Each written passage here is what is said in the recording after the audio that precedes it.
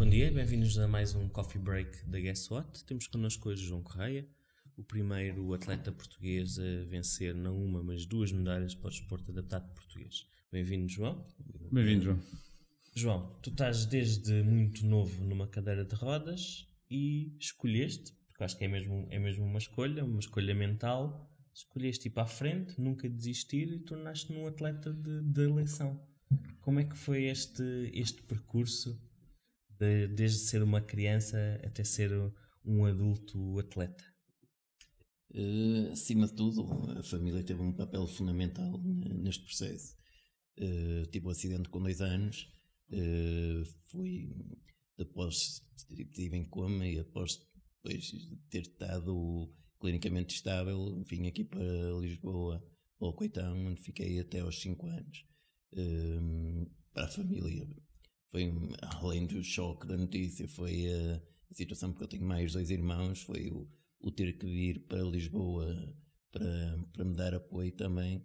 Pronto, foi uma fase difícil para os meus pais terem ultrapassado. Regressei ao Norte com 5 anos e a partir daí fiz a vida, a meu ver, sempre normal. Assim como os meus pais sempre tentaram, quer na escola, quer em qualquer tipo de situação, tal como no desporto, que tivesse exatamente as mesmas oportunidades que os meus irmãos. E isso acho que foi o fator decisivo para chegar até onde cheguei. Ou seja, as bases que me deram permitiram-me ter essa forma de estar na vida. E sem dúvida, o desporto, quando comecei com cerca de isto, foi de forma natural, porque tudo o que acontecia comigo acontecia como qualquer outro jovem. Talvez vivesse de uma forma mais intensa, por ser mais difícil ter acesso, por exemplo, à prática desportiva, porque devido ao custo inerente ao material, as cadeiras de rodas, cada situação que me ia aparecendo e que conseguia alcançar, agarrava essa situação e essa oportunidade para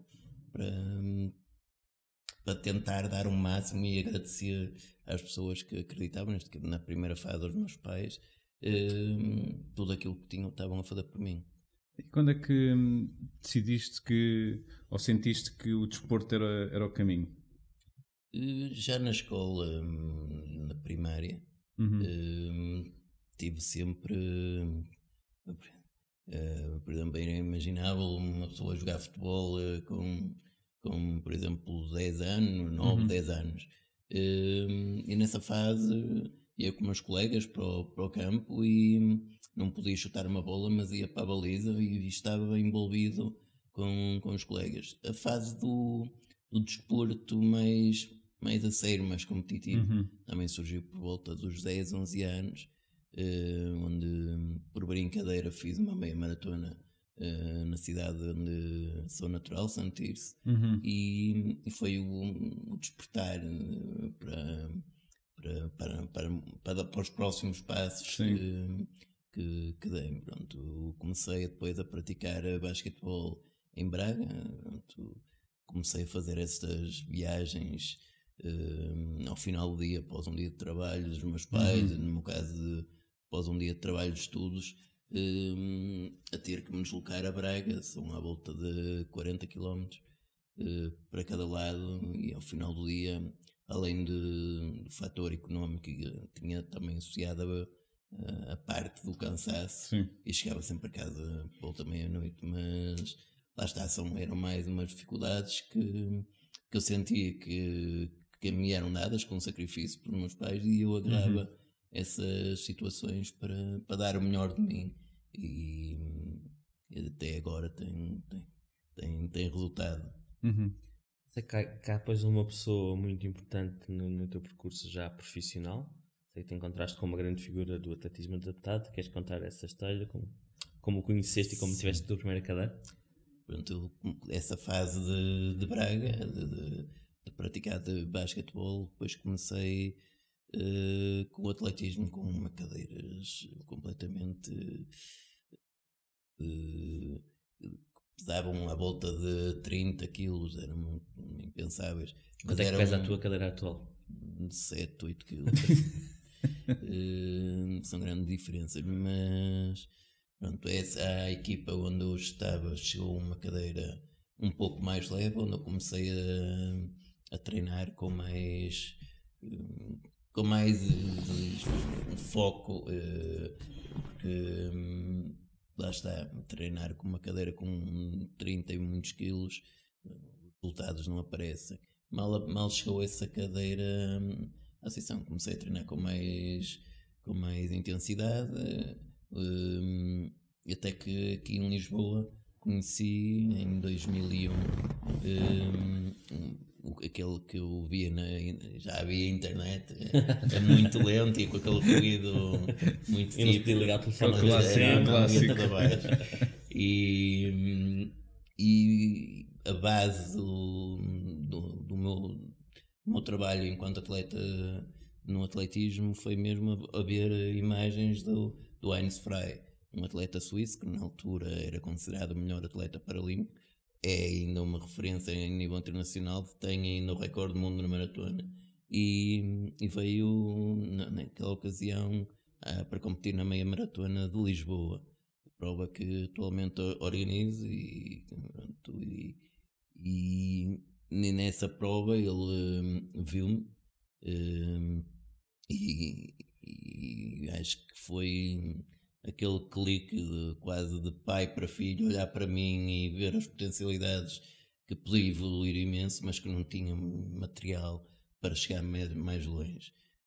Tivemos depois da meia maratona, fizemos a meia maratona e tivemos 2 dias de estágio no Estádio Nacional Universitário e no final, no último dia do estágio, ele veio ter comigo e pediu-me para entrar para a cadeira de competição dele. Eu fiquei admirado porque normalmente as pessoas não... As cadeiras são feitas para pessoais, não é? Personalizadas e estranhei a atitude dele. Eu obedeci à indicação dele e passei para a cadeira e a cadeira encaixava-se como uma luva e a posição... O teu momento de Cinderela. Sim, infelizmente o sapatinho encaixou. Foi uma troca de sorrisos e de olhares que para sempre irei recordar, porque após aquela experimentar a cadeira, o Heinz vira-se para mim e diz que me vai oferecer uma das cadeiras de competição dele. Não era aquela, mas vim a saber um ano depois, que foi quando me chegou a cadeira, que era uma cadeira muito... que tinha um valor emocional para ele e depois para mim também, muito maior, que era a cadeira que ele bateu o recorde do mundo em 99 e que ainda hoje prevalece, ou seja, nós estamos a falar de 10 mais 15, 20 anos de passamos e é uma cadeira que hoje em dia, se ele tivesse um material melhor... Ele faria hoje em dia, com uma cadeira de 8 kg como tu tens. Não compito com ela porque realmente na atualidade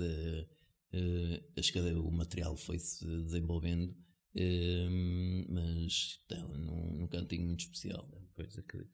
A partir daí deste um salto na tua carreira, ganhaste as 2 primeiras medalhas e depois tiveste mais um baixo, por assim dizer. Tiveste uma lesão grave e tiveste que ser operado. És um case study a nível mundial, ninguém te queria operar no mundo todo e acabaram por ser portugueses a operar com sucesso, tanto que tu voltaste a competir. Sim, como é que foi essa fase? É prova que às vezes corremos um mundo na procura ou de uma palavra que nos anime, que nos dê esperança perante um caso que era muito complicado. E às vezes a solução está mesmo aqui ao lado e foi o caso. A equipa que desde o momento me acompanhou, também tive a empatia, foi enorme porque a imagem do médico, do neurocirurgião, que me tem seguido sempre, é muito é quase a fotocópia da cara do Heinz Frey. É super curioso. E pronto, ele deu uma opinião, levou o caso também para o serviço reunião do Serviço de Neurocirurgia do São João.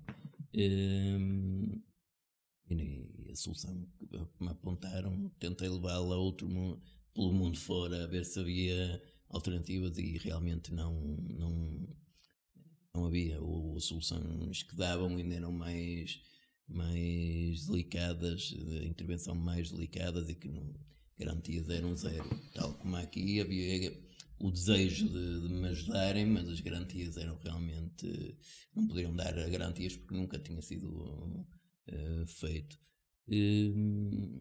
Portanto, foi uma fase muito, muito complicada, a nível que vinha de um alto. Foi a fase 2003, quando ganhei a primeira medalha. Depois 2005, 2006 estava em pleno campeonato do mundo quando tive o problema, e estava ali tão perto dos jogos, e pronto, foi quase como o mundo ter desabado. E pronto, cheguei a um ponto que não podia esperar mais, e foi operado. Felizmente correu bem. Claro que cirurgias destas deixam sempre mazelas, mas pronto. Eu aqui gostava mais de focar no teu tempo de recuperação. De facto, foi difícil, eu sei que sofreste e que foi complicado de ultrapassar, mas tu, como aconteceu depois, mais tarde, numa situação idêntica, em vez de ficares em casa a chorar, acabaste por sair de casa para ajudar outros. Enquanto não podias competir, neste caso, nesta primeira operação, Sim. foste para Braga ajudar outras pessoas a fazer desporto adaptado. Foram 10 anos. Desistir nunca é uma opção, e ficar em casa a chorar num canto também não. É interessante, Acontece aqui, o que acontecer. é interessante ver aqui quase o efeito borboleta, não é? Completamente. Quando tu estavas no teu início, houve alguém que te deu uma ajuda, e aqui o efeito borboleta em que tu, não, eu agora não posso competir, mas tenho que...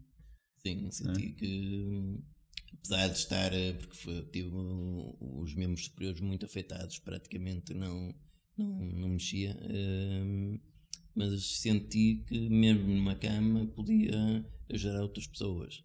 E aquele lema de nunca desistas vem não só daquele momento, veio na altura assim da cirurgia, onde demos todas as mãos e vamos à luta, não vamos desistir.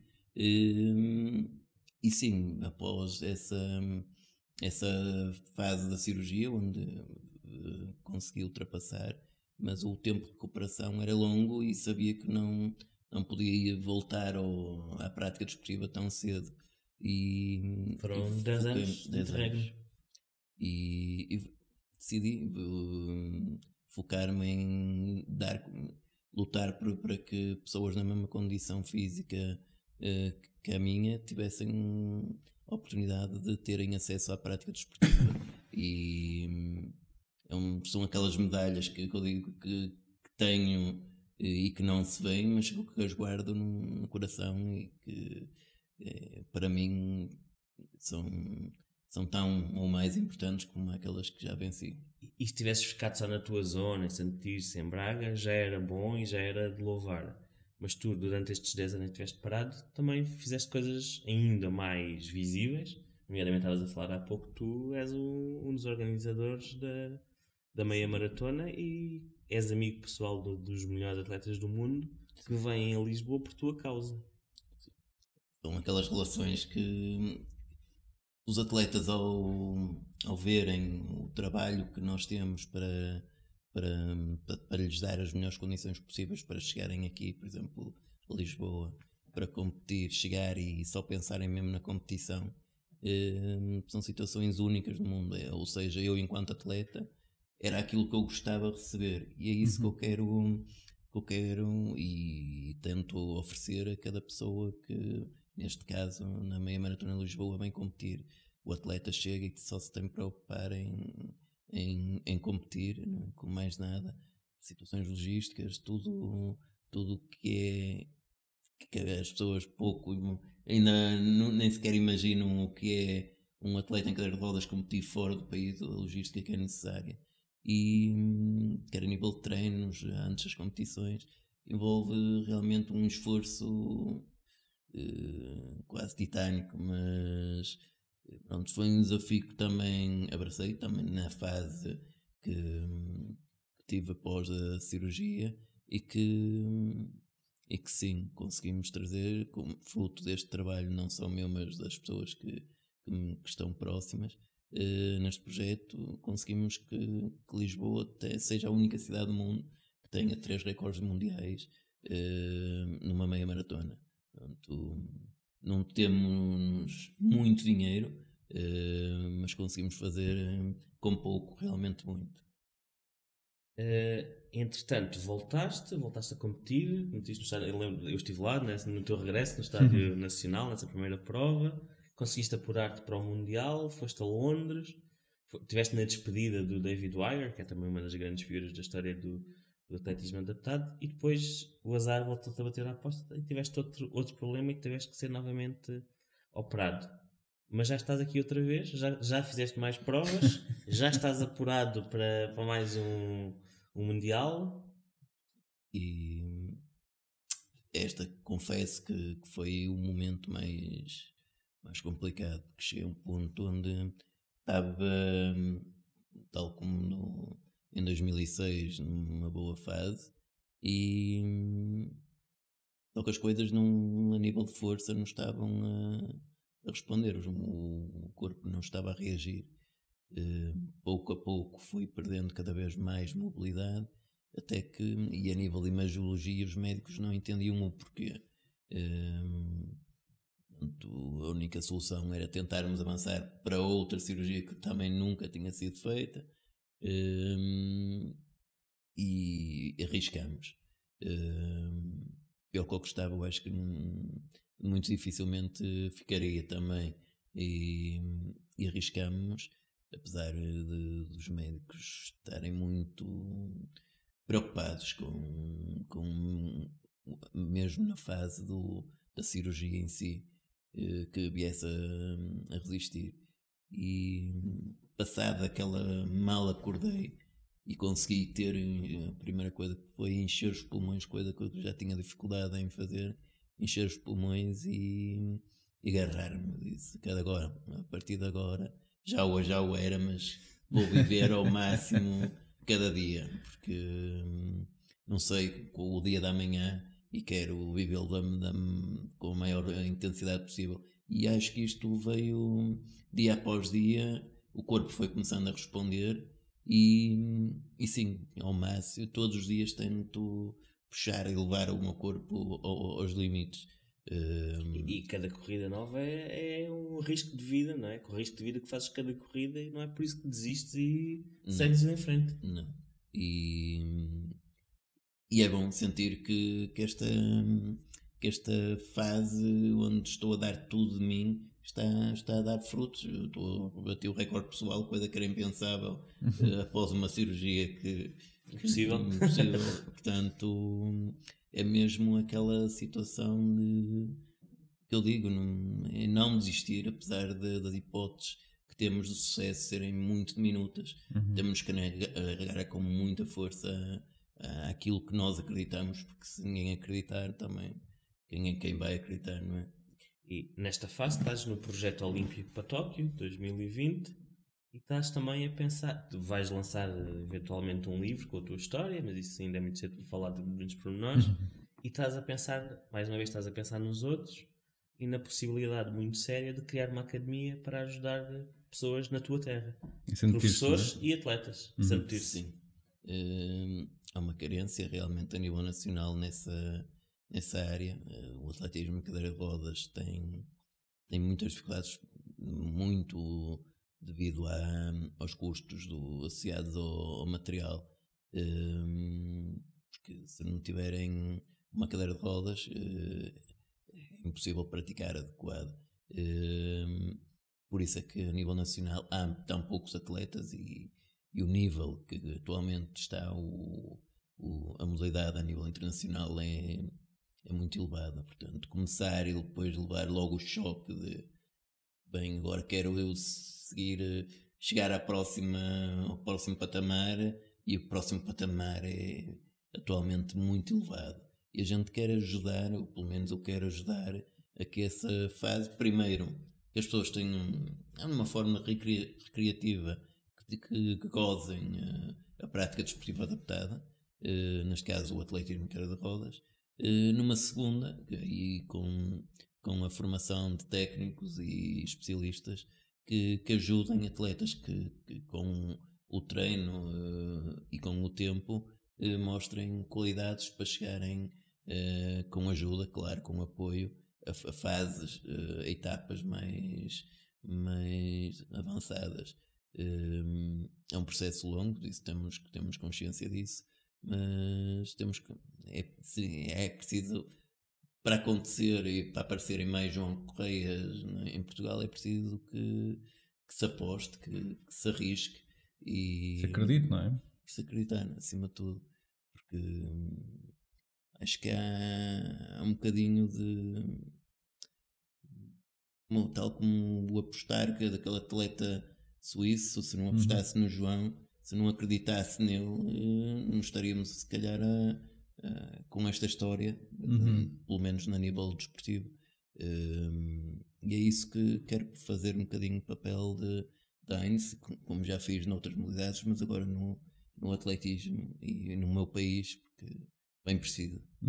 E já há data para a abertura desse espaço? Ou a abertura, a pista será construída, irá começar a ser construída durante o próximo ano. Tudo indica que sim, mas pode ser feito já algum trabalho de treino em rolos que não implicam já o treino só em pista. Por exemplo, os países Inglaterra, Suíça, a base do treino não é em estrada nem em pista, é em rolos, devido ao clima que eles têm, e são atualmente, e mesmo nos Estados Unidos, na zona do Illinois, são atualmente os melhores atletas do mundo, são atletas que curiosamente não treinam em condições como nós temos em Portugal. Claro que depois há a fase da época que a gente começa a dizer primavera, verão, onde aí sim começam a fazer treinos fora, mas praticamente toda a época fazem em rolo, em sofrimento, um bocadinho de sofrimento, porque estamos dentro, é como correr numa passadeira. Mas a base para nível de técnica e da própria coordenação do correto posicionamento da cadeira, tudo é feito num rolo, e isso pode ser feito e ser iniciado já muito em breve. Bom, esta é uma rubrica sobre comunicação, ainda não falámos sobre comunicação, mas a tua história acho que é transversal a todas as áreas, o não desistir, o saltar os obstáculos. Falando de comunicação, e para terminar também a rubrica, tu não tens tanto destaque mediático, já foste à televisão uma série de vezes, já tens de vez em quando algumas peças bastante interessantes, justamente interessantes. Ainda no dia de Páscoa tiveste uma bela peça no jogo, mas não tens o mesmo destaque mediático que tem o futebol. E eu percebo isso, porque o futebol tem mais adeptos, consigo perceber isso. Mas isso nunca te impediu de poderes passar a tua mensagem, nomeadamente através das redes sociais. És um dos atletas de desporto adaptado com mais fãs no mundo, no Facebook, e consegues, de alguma maneira, como em tudo o resto, tu arranjas forma de fazer passar a mensagem. Portanto, em termos de comunicação, o que é o João Correia hoje em dia? Desde muito cedo acredito que, principalmente na área das pessoas com deficiência, que é preciso mudar mentalidades. Isso senti quando comecei a competir, que lá está a falta de retorno por parte dos média, mas sempre acreditei que também era preciso fazer um esforço para levarmos a mensagem. Pode não ser a primeira, pode não ser a segunda, mas temos que continuar a insistir. A nível de redes sociais, foi mais na altura que, quando houve o clique para apostar forte a nível de comunicação via redes sociais, foi quando estive na fase em casa a lutar pela recuperação. Ou seja, eu não tinha outra forma de receber a informação se não fosse através de um computador ou de uma televisão. E acho que quem está em casa facilmente tem acesso hoje em dia a um computador, e é uma janela que muita gente, infelizmente, é a única janela que as pessoas têm para o mundo. E levar essa mensagem de que é possível, que nunca devemos desistir de lutar por aquilo que acreditamos, e que, independentemente de estarmos numa cadeira de rodas ou noutra condição física, é preciso acreditar e lutar, mesmo quando em Portugal insiste muito isso, que é as famílias super protegerem as pessoas e não as quererem expor à sociedade, e temos que quebrar essa barreira e deixar as pessoas, entre aspas, voarem e a correrem pelos sonhos que eles têm.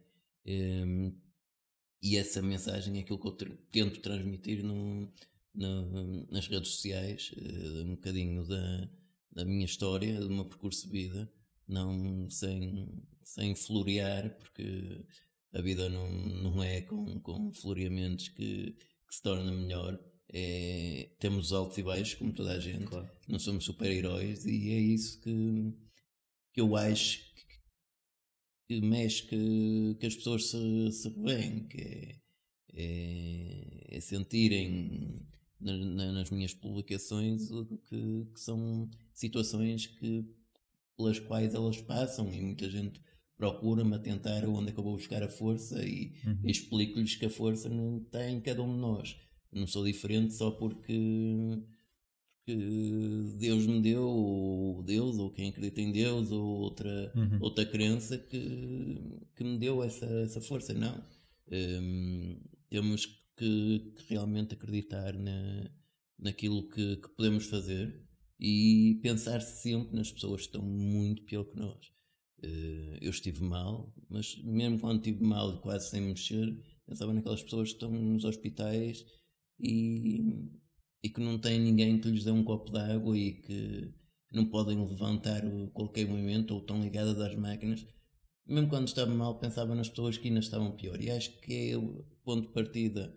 Quando nos queixamos de alguma coisa, deve ser sempre esse ponto de partida para começar a mudança e deixarmos de ser tão negativos.